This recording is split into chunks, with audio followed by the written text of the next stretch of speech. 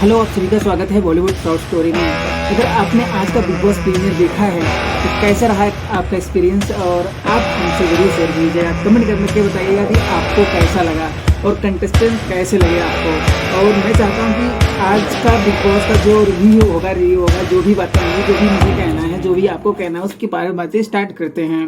कुछ चीज़ें रही जो काफ़ी अच्छी थी, जो पुराने, अगर आपने देखे हों पुराने पार्ट बिग बॉस के, या जो कुछ भी जितने भी सीजन्स देखे होंगे, इस बार कुछ ऐसा लगा कि बहुत सारे सेलिब्रिटीज नहीं हैं, या हर बार क्या होता था कि बहुत सारे लोग बाहर से आते थे और बहुत प्रमोशन होता था। इस बार ऐसे बाहर से आए हुए लोग बहुत कम दिखे, और जितने कंटेस्टेंट थे उन्होंने ही परफॉर्म किया, उन्हीं से ही बातें हुई, और बहुत ज़्यादा सेलिब्रिटी लोग नहीं आए। और जो भी थे सब यही थे जो कंटेस्टेंट थे, उन्हीं की एंट्री हुई।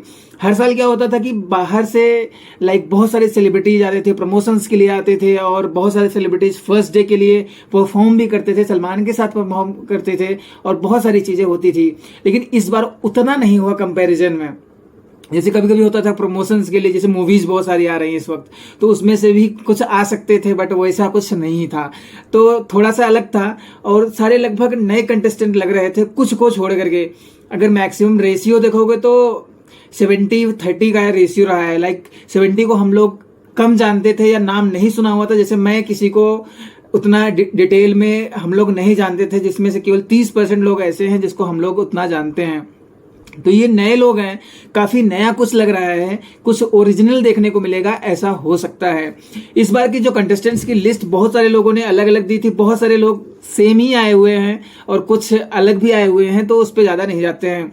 तो कैसा रहा आज का प्रीमियर, तो आप अपने हिसाब से जो आपको लगे आप अपना कमेंट करके हमें जरूर बताइएगा। मैं आपसे कुछ बातें शेयर करता हूं। पहली कंटेस्टेंट आई निम्रत कौर। निम्रत कौर से पूरी बातें हुई, और उनका सबसे अच्छा था उनको दोस्ती के, झगड़े के, कैप्टन्स के, बेडरूम्स के। तो निम्रत कौर की सबसे अच्छी बात ये रही कि बिग बॉस आते ही उनको एक टास्क दे देते हैं। दिया गया टास्क उन्होंने अच्छे से परफॉर्म करने के बजाय जो भी गलतियां उनसे हुई वो हुई, तो बिग बॉस ने उन्हें पहले ही वार्निंग दे दी। बिग बॉस भी चाहते हैं कि पहले ही दिन, जैसे वो अपने ढंग से चलाने की कोशिश कर रही थी कि आप दोनों, हम दोनों ही हैं, दोनों मिल करके काम कर लेते हैं, लेकिन ऐसा कुछ नहीं हुआ। बिग बॉस चाहते हैं पहले ही दिन लड़ाई स्टार्ट हो जाए, क्योंकि इस बार का सीजन फास्ट चलने वाला है। कितना फास्ट चलेगा वो तो देखते ही पता चलेगा। निम्रत के लिए कितनी ज्यादा मुश्किलें होंगी वो तो अभी गौतमी जो आई है वहां पे, अर्चना गौतम करके एक खिलाड़ी, तो उन्होंने काफी कुछ दिया है। बट अभी पहले सबके बारे में थोड़ी थोड़ी बातें कर लेते हैं। हम जो है किसी भी खिलाड़ी को उनके पहले प्रीवियस कितना उन्होंने सक्सेस पाई है, क्या किया है क्या नहीं किया, उस बेसिस पे जज नहीं करेंगे। सारा परफॉर्मेंस के बेसिस पे, और वो बिग बॉस के अंदर क्या कर रहे हैं, केवल उसी की बेसिस पे हर किसी को जज किया जाएगा। तो जैसे जैसे कुछ उनको बताया गया डिटेल में, उनको घर दिखाया गया और वो आई, परफॉर्म किया, उनका लगा कि हाँ कोई है जिसे सब लोग जानते हैं और सब लोग प्यार करते हैं, तो उनका रहा। और जैसे सेकंड नंबर पे आई एक, ओहो, सेकंड नंबर का प्यार, अब्दुल का प्यार, क्या बोलूं, अब्दुल आया, छोटा, हमारा छोटा तो नहीं बोल सकते हो, 19 ईयर्स के हैं अब्दुल, और उनकी जिंदगी की भी कहानी अलग है। बहुत सारी चीजें उनके बारे में आती रही हैं, उन्होंने सलमान सर के साथ काम भी किया है। आज में उनका भी अपना बुर्गर और बर्गर वगैरह उन्होंने बनाया, और सलमान सर के साथ देखो आगे क्या करते हैं। अभी तो वो दरवाजे खोलने में परेशान हो रहे हैं, अगर वो कुछ छोटी छोटी क्यूट हरकतें कर रहे हैं, लेकिन वो बर्गर और बुर्गर बोलने से बिग बॉस में कोई टिकता नहीं है। तो कितना वो कर पाते हैं, क्या कर पाते हैं, क्या नहीं कर पाते हैं, वो तो उनको देखने की बात होगी। आज जो दरवाजा खोलने में इतनी मुश्किलें कर रहे थे, मुश्किल हो रही थी उनके लिए, तो आगे किसी ने धक्का दिया तो क्या होने वाला है बिग बॉस में। तो थोड़ी अलग बातें हैं, क्या होता है। प्यार का तोहफा अपना लो या ठुकरा दो, प्यार का तोहफा अब्दुल लेके आए थे। तीसरे नंबर पे आए अंकित और प्रियंका।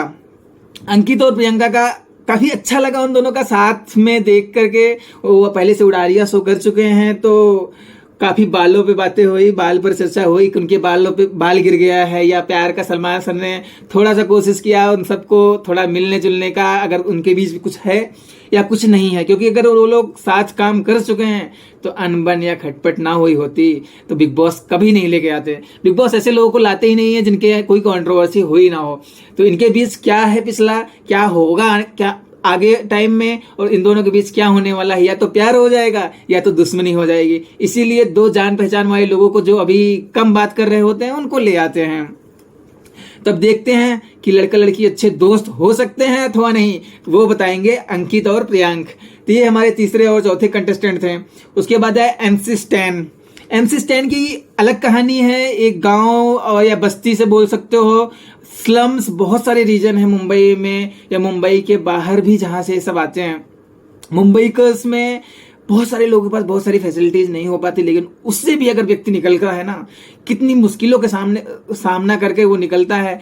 3-4 कहानियां आज आई सामने बिग बॉस में, और जो ओरिजिनल कहानियां हैं ये सब बहुत फेमस हैं, और इनको भले ही हम और आप नहीं जानते हैं, बट वो जनरेशन जानती है जो उनके रैप सॉन्ग सुनती है। एमएस स्टैन का वड़ा पाव, साबुन यूज करेंगे, या बोबा जो उनकी गर्लफ्रेंड या जिससे वो शादी करना चाहते हैं नेक्स्ट ईयर, उसकी भी बातें होंगी। देखते हैं वो क्या करते हैं और किस तरीके से उनका स्वैग, या तो स्वैग ढीला हो जाएगा या खुद ढीले होके जाएंगे।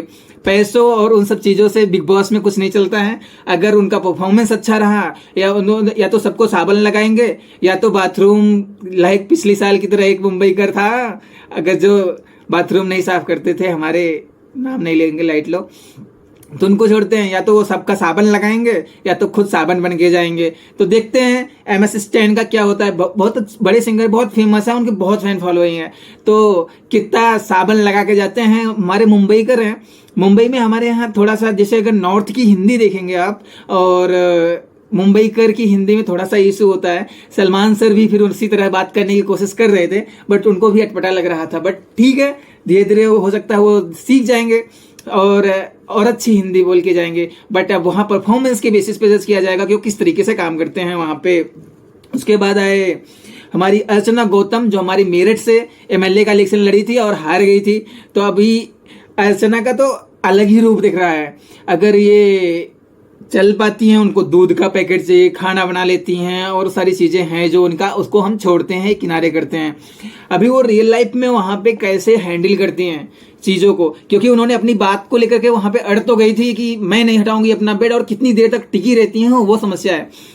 मतलब वही एक सब समस्या है बिग बॉस या कंटेस्टेंट के लिए। अगर वो उस तरह से बातों पे अड़ी रहेंगी तो जीतेंगी और उनको सपोर्ट मिलेगा। उनके साथ गौतम भी आए, गौतम के साथ गौतमी, तो उनको दोनों को एक साथ किया गया और बातें करने के लिए उनको प्रोत्साहित किया गया। और क्या कर पाते हैं उसमें डिटेल में देखेंगे, वो कितना काम कर पाते हैं। गौतम की बॉडी अच्छी है और देख तो कितना इम्प्रेस कर पाते हैं गौतमी को, और दोनों की केमिस्ट्री अच्छी लगी। बहुत ज़्यादा नहीं बोल सकते हैं कि अभी इन दोनों के बीच कैसा रहेगा, बट गौतमी इम्प्रेस्ड सी लग रही थी गौतम से, और कितना उनके नखरे होंगे, और कितना वो एमपी को अपने, जिसको भी वो चाहती हैं कि शादी करने वाला बंदा ऐसा होना चाहिए वैसा होना चाहिए, कितना उसमें देख पाएंगे या उनमें ढूंढ पाएंगी। अभी इन दोनों का रिश्ता कैसे चलेगा वो तो आगे आने वाला टाइम बताएगा, क्योंकि आज जो कुछ भी हुआ गौतमी ने कुछ तो काम किया है। अभी अर्चना का जो भी है, बंदे लग तो रही है कि कुछ भी करेगी, कुछ तो करेगी, लड़ेगी सही, अपनी बात को लेकर के अडिग तो थी। अभी देखते हैं क्या होता है आने वाले टाइम में। उसके बाद आते हैं सालीन की, सपनों के लिए शब्द होता है। ये बहुत सालीन से प्रतीत हुए आज, और बहुत सा हम्बल और वो सारे तरीके से। सालीन को इतना सालीन नहीं रहना पड़ेगा अगर बिग बॉस में रुकना है उनको, तो सालीन को थोड़ा सा असालीन बनना पड़ेगा, क्योंकि नहीं तो सालीन को लोग सालीन कर देंगे। तो मुझे नहीं लगता कि वो इतने सालीन रहेंगे, वो अपने रूप में आएंगे और जरूर लोगों को दिखाएंगे कि वो सालीन नहीं असालीन है। तो देखते हैं क्या होता है सालीन के साथ। अब आते हैं डॉक्टर सौंदर्या शर्मा, जो डेंटिस्ट हैं।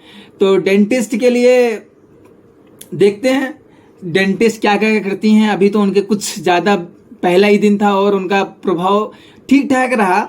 ज़्यादा कुछ पहले उन्होंने बोल दिया कि हाँ भाई ऐसा कुछ है, बट देखते हैं कि डॉक्टर सौंदर्या शर्मा क्या करती हैं।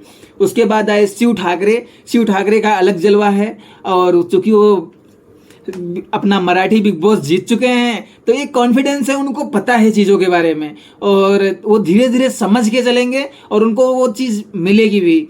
हमें पूरा अनुमान है कि उनका परफॉर्मेंस अच्छा होगा और वो टिकेंगे। मुझे ऐसा लगता है कि जो शिव ठाकरे हैं उनका, चूंकि अगर कोई भी व्यक्ति एक बार बिग बॉस खेल लेता है ना, तो उसको समझ आ जाता है कि यहाँ पे कितना प्रेशर होने वाला है या कैसे संभालना है। मतलब एक पॉइंट ऑफ व्यू पता चल जाता है। जो नया नया आता है तो उसको समझने में भी वक्त लगता है। ऐसा नहीं होता है कि आप कुछ भी हो, कोई व्यक्ति अगर रह चुका है बिग बॉस के घर में, चाहे भी वो मराठी बिग बॉस ही रहा हो, वो व्यक्ति मराठी बिग बॉस जीत चुका है, तो समझ सकते हो कि उसके अंदर है। अब वो कितना दिखा पाता है यहाँ पे, वो एक बड़ी बात है। उसके लिए भी यहाँ आना बनता है कि क्या क्या दिखा पाएंगे वो। आगे आती हैं, उसके बाद आती हैं सिंबुल। शिव ठाकरे के बाद सिंबुल आती हैं, जो कि यंगेस्ट हैं। और सिंबुल ने अपने पिताजी का जो उनका और उनके पिताजी का जो भी रिश्ता दिखाया बिग बॉस ने, बहुत सुंदर था। और एक पिता और बेटी के साथ जो रिश्ता होता है ना, वो देख के लग रहा था कि पिता किस प्रकार से सपोर्ट करता है। उनकी कविताएं, उनकी बातें, और सिंबुल को इतना इस कम एज में इतना सब कुछ देखना, और काफ़ी मेच्योर और समझदार लग रही हैं। अभी कितना संभाल पाती हैं बिग बॉस के अंदर, ये भी एक बड़ी बात है। क्योंकि वो सारी चीज़ें, समस्याएं और जो होती हैं वो अलग चीज़ है, उनको संभालना एक अलग बात होती है। लेकिन बिग बॉस के अंदर रह करके वो सब कुछ झेलना थोड़ा सा मुश्किल होता है। अभी कितना संभाल पाती हैं वो चीज़ देखने वाली होगी। क्योंकि यहाँ पे काफ़ी चीज़ें बदलती हैं और लोग छोड़ के जाते हैं, आदमी को रोना पड़ता है। क्योंकि वहाँ पे कोई न कोई होता है जो आपको सपोर्ट कर रहा होता है बाहर की दुनिया में, लेकिन यहाँ पे वो सपोर्ट मिलेगा कि नहीं मिलेगा, आने वाला वक्त बताएगा। उसके बाद आई Manya Singh, Miss India runner up रह चुके हैं। मुंबई में ही उनके पिताजी ऑटो रिक्शा चलाते हैं। बहुत एक छोटे शहर से या छोटे कस्बों से आने वाली लड़कियों को बहुत सारी समस्याएं को झेलना पड़ता है। हर व्यक्ति नहीं समझ सकता उस समस्याओं को, वो वही लड़की समझ सकती है कि उसने क्या क्या फेस किया है। क्योंकि हर तरह की समस्याएं वो व्यक्ति नहीं बता सकता जिसने वो चीज़ देखा ना हो।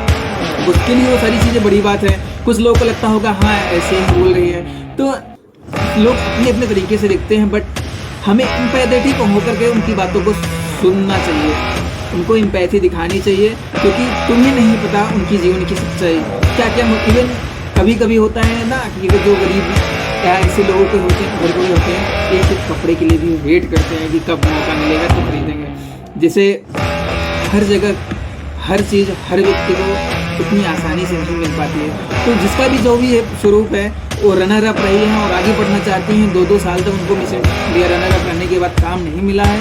तो सबके अपने अपने स्ट्रगल्स हैं और सबके होते हैं। अब बिग बॉस के अंदर वो आते ही जब उन्होंने कैप्टन को चैलेंज किया, जो कि सेल्फ कैप्टन बनी हुई है निम्रत कौर, तो उसमें क्या कर पाएंगी आगे देखना पड़ेगा। उन्होंने मना तो कर दिया था, लगा कि कुछ तो होगा, बट अभी कितना आगे चलता है वो देखना पड़ेगा। आगे टीना दत्ता और श्रीजीता आई, उन्होंने आपस में इतना प्यार प्यार से हम बहने हैं करके गई। तुरंत ही बिग बॉस ने उनकी कच्चा चिट्ठा खोल दिया पीछे से।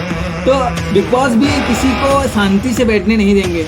कच्चा चिट्ठा वो बहने बन करके जा रही थी, बिग बॉस ने कहा रुको हम खेल करते हैं। तो उन्होंने श्रीलता का पीछे से वीडियो दिखा दिया कि इनके बारे में क्या चल रहा था, इन दोनों की लड़ाइयाँ किस प्रकार से हो रही थी। ये लोग 2012 से एक दूसरे को जानते हैं, मतलब 10 साल का पंगा है। अगर 10 साल का पंगा है तो समझ लो अंदर कितना दंगा होने वाला है। तो तैयार रहिए इसके लिए भी। और साजिद खान भी आ रहे हैं, डायरेक्टर हैं। शहनाज जब आई तो लोगों का एक अलग से, जो शहनाज फैंस हैं वो तो बहुत खुश हो गए कि चलो इसी बहाने शहनाज को देखने का मौका मिल गया। क्योंकि हर कोई शहनाज को कहीं न कहीं से देखना चाहता है। एक बार जो शहनाज के फैंस हैं ना, वो इतने अटैच्ड हैं। मैं भी शहनाज को बहुत ज़्यादा पसंद करता हूँ। तो शहनाज के जो फैंस हैं उनका तो अलग ही लेवल होता है। वो केवल 2 सेकंड के लिए भी देख लेना तो उनके दिन बन जाता है। तो शहनाज के लिए अलग है।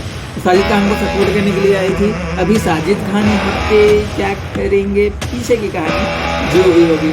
तो प्लीज़ सब्सक्राइब द चैनल अगर आपने सब्सक्राइब नहीं किया है। और हम लोग इसी तरह बातें करते रहेंगे।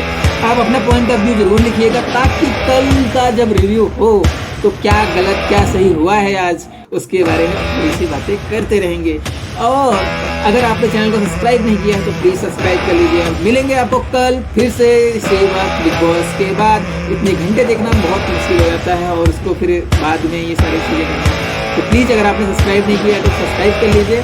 और बॉलीवुड शॉर्ट स्टोरी को सब्सक्राइब करके इसको ऐसे बनाइए ताकि कि हम भी लाइव आपसे बातें कर सकें। अभी आपसे बातें नहीं कर सकते हैं। Please subscribe the channel. Thank you so much.